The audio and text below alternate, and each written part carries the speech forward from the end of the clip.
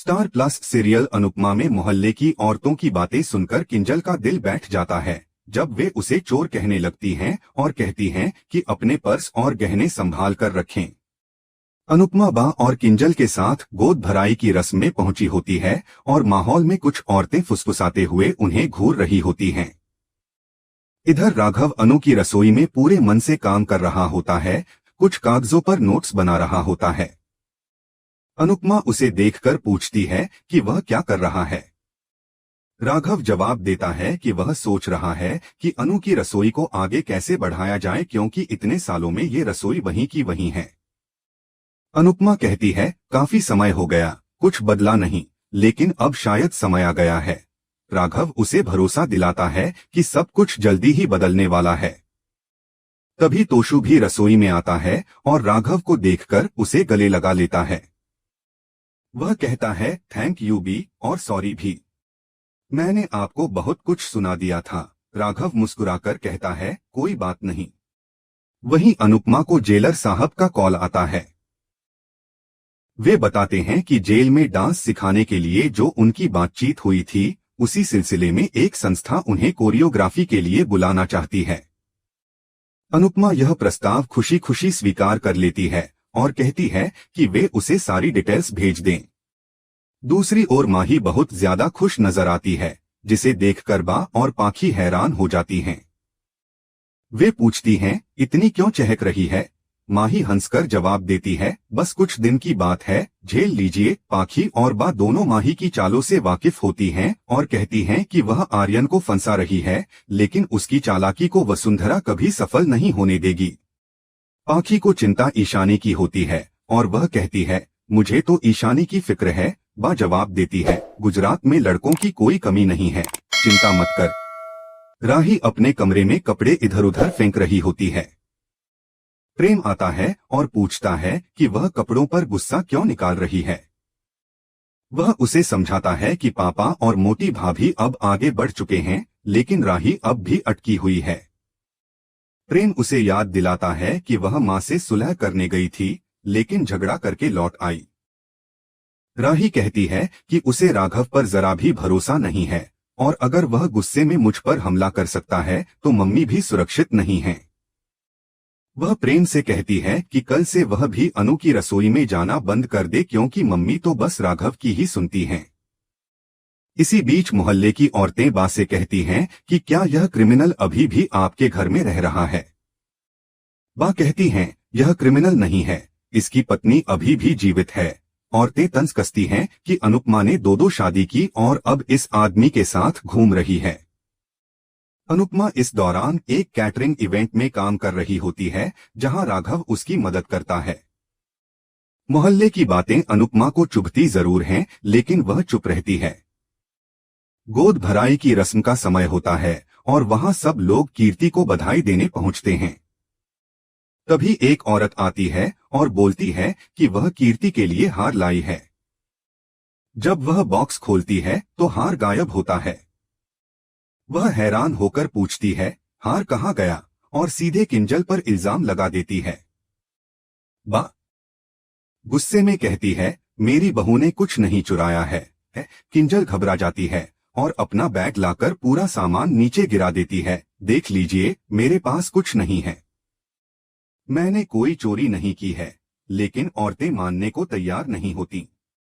अनुपमा तब वहां आती है और पूछती है, आपके पास क्या सबूत है कि हार किंजल ने ही लिया है? वह कहती है, पहले जाकर अपना हार ढूंढिए, फिर किसी पर इल्जाम लगाइए। औरत कहती है, हम किंजल की तलाशी लेंगे और सब पता चल जाएगा। अनुपमा तुरंत कहती है, तलाशी केवल किंजल या हमारे परिवार की नहीं होगी, यहाँ खड़े हर व्यक्ति की तलाशी होगी। वह आगे बढ़ती है और बोलती है, तलाशी मुझसे शुरू होगी, फिर बा, पाखी और बाकी सभी लोग बारी बारी से तलाशी देंगे और अंत में किंजल की। राही राघव को लेकर अपने मन में उठती आशंकाओं को लेकर बहुत विचलित होती है। उसे लगता है कि अनुपमा उसकी बात क्यों नहीं समझ रही, क्यों वह राघव के प्रति इतनी हमदर्द है। मोटी बा भी राही से कहती है कि अनुपमा किसी और ही दिशा में जा रही है। गौतम कहता है, पता नहीं अनुपमा आंटी को उस राघव से इतनी हमदर्दी क्यों है। मोटीबा जोड़ती है, तुम्हारी माँ उस आदमी के लिए अपनी बेटी से लड़ रही है, उसका दिमाग खराब हो गया है क्या? गौतम माफी मांगता है, सॉरी राही, लेकिन जो दिख रहा है वही कह रहे हैं। राही मजबूती से कहती है, मैं अपनी मम्मी को बहुत अच्छे से जानती हूँ और आप लोग उन्हें गलत समझ रहे हो। राही वहां से चली जाती है और अंदर ही अंदर टूट रही होती है। उसे अपनी माँ पर गुस्सा भी है और चिंता भी। उधर राघव और अनुपमा अनु की रसोई को लेकर नए सपने देख रहे हैं। राघव कहता है, आप देखना, अनु की रसोई एक दिन बहुत ऊंचाई पर पहुंचेगी। क्या अनुपमा समाज की बातों और राही की नाराजगी के बावजूद राघव को दूसरा मौका देकर सही कर रही है? क्या किंजल को इन झूठे इल्जामों से मुक्ति मिल पाएगी? राघव के पास एक नन्ही बच्ची आती है जिसके हाथ में एक डोल होती है और उस डोल के गले में एक हार लटका होता है। राघव बच्ची को उन औरतों के पास भेज देता है जिन्होंने किंजल पर चोरी का झूठा इल्जाम लगाया था। वह बच्ची अपनी दादी के पास जाकर कहती है, दादी देखो, इस डोल का हार कितना सुंदर है। अनुपमा उस हार को देखकर तुरंत पहचान जाती है और बोलती है, यह वही हार है ना जिसे आप लोग ढूंढ रहे थे। वो औरतें चौंकते हुए बोलती हैं, हाँ यह तो वही है। इस पर अनुपमा का गुस्सा फूट पड़ता है। वह कहती है, आप सब ने मेरी बहू पर झूठा इल्जाम लगाया था, अब माफी मांगनी ही पड़ेगी। औरतें कहती हैं, हमें गलतफहमी हो गई थी। लेकिन अनुपमा झट से बोलती है, यह सिर्फ गलतफहमी नहीं थी, आपने जानबूझकर इल्जाम लगाया था। जब झूठ बोलते समय शर्म नहीं आई तो अब सच्चाई कबूलने में शर्म क्यों आ रही है? औरतें माफी मांगने से इनकार करती हैं तो अनुपमा उन्हें धमकी देती है कि वो पुलिस को बुलाएगी और बताएगी कि उनके झूठे आरोपों ने उसकी बहू को मानसिक आघात पहुंचाया है। आखिरकार वे सब किंजल से हाथ जोड़कर माफी मांगते हैं। अनुपमा गर्व से कहती है, आप लोग कहते हो ना कि मेरी बहू लाखों में एक है, लेकिन मैं कहती हूँ कि मेरी किंजल करोड़ों में एक है। वह मेरी बेटी बनकर इस घर में आई है। उससे गलती जरूर हुई, लेकिन अब वह अपनी गलती को सुधार रही है। मोहल्ले की औरतों को वह समझाती है कि गलती हर किसी से हो सकती है, बड़ी या छोटी, लेकिन दिल बड़ा होना चाहिए उसे मानने और सुधारने के लिए। वह कहती है कि अगर उसका बेटा तोशु सही राह पर होता तो किंजल को इतना बड़ा कदम नहीं उठाना पड़ता।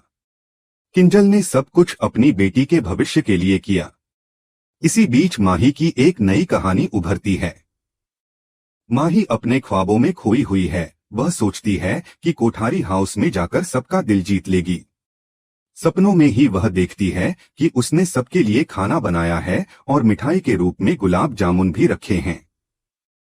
आर्यन पूछता है, और क्या बनाया है माही? वह बताती है, गुलाब जामुन। मोटीबा राही से कहती है, कुछ सीखो अपनी बहन माही से, देखो कितनी सलीके से रहती है, कितनी मृदुभाषी है। फिर मोटीबा माही को एक गिफ्ट देती है और घोषणा करती है कि अब घर की चाबियां माही को दी जाएंगी। सब माही की तारीफों के पुल बांधते हैं। माही कहती है, आप नहीं चाहती थी कि मैं इस घर की बहू बनूं, लेकिन देखो अब मैं बेस्ट बहू हूं और चाबियां भी मेरे पास हैं। लेकिन तभी वह सपना टूटता है। असलियत में माही और परी चाबी के लिए झगड़ रहे होते हैं। परी माही के हाथ में एक अंगूठी देखती है और पूछती है, क्या यह असली डायमंड है? माही जवाब देती है, हाँ, यह अंगूठी मुझे आर्यन ने दी है। उसने मुझे प्रपोज किया और मैंने हाँ भी कह दिया। परी को झटका लगता है और वह कहती है, तू झूठ बोल रही है। माही जवाब देती है, मैं झूठ नहीं बोल रही। परी मन ही मन सोचती है कि अगर माही और आर्यन की शादी हो गई तो राही और प्रेम की जिंदगी बर्बाद हो जाएगी, और वह ठान लेती है कि चाहे कुछ भी हो जाए वह यह शादी नहीं होने देगी। उधर बा को जब राघव और अनुपमा की नजदीकियां दिखती हैं तो वह नाराज हो जाती हैं और अनुपमा को ताना मारती हैं कि उसे राघव के साथ काम नहीं करना चाहिए। अनुपमा चुपचाप सुनती है क्योंकि वह अनिल जी से किया वादा निभाना चाहती है, लेकिन उसके दिल में गहराई से एक बेचैनी होती है कि वह किसी को सच्चाई नहीं बता सकती। प्रेम भी अपनी मां राही को लेकर परेशान रहता है। वह समझ नहीं पाता कि राही क्यों अपनी मां से नाराज है। वह उसे समझाने की कोशिश करता है, लेकिन राही सुनने को तैयार नहीं होती। राही प्रेम से कहती है, अब तुम भी अनु की रसोई मत जाओ, मम्मी को हमारी जरूरत ही नहीं है। इस दौरान आर्यन भी माही के साथ अपने भविष्य के सपने देखने में लगा होता है। माही उसे कहती है, आर्यन अब तुम अपने घर वालों से हमारी शादी की बात करो। आर्यन जब अपने परिवार के सामने माही के लिए अपने प्यार की बात करता है तो मोटीबा को बहुत बड़ा झटका लगता है।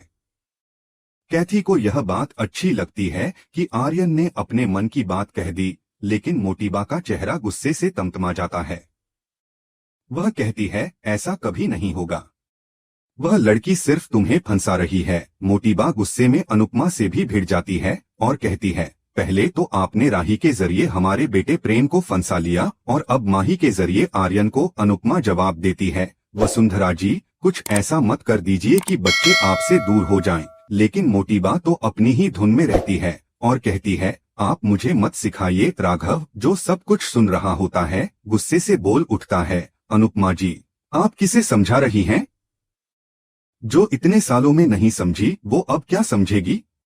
राघव ने अनु की रसोई के लिए एक शानदार प्रेजेंटेशन तैयार किया होता है जिसे देखकर अनुपमा, तोशु और किंजल बहुत प्रभावित होते हैं।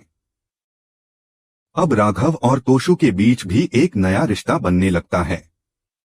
तोशु अब मानने लगा है कि राघव निर्दोष था और उसे झूठे केस में फंसाया गया था। इस तरह अनुपमा की दुनिया में फिर से हलचलें शुरू हो जाती हैं, लेकिन इस बार वो अकेली नहीं है, उसके साथ उसका परिवार, उसका आत्मबल और सच्चाई का साथ है।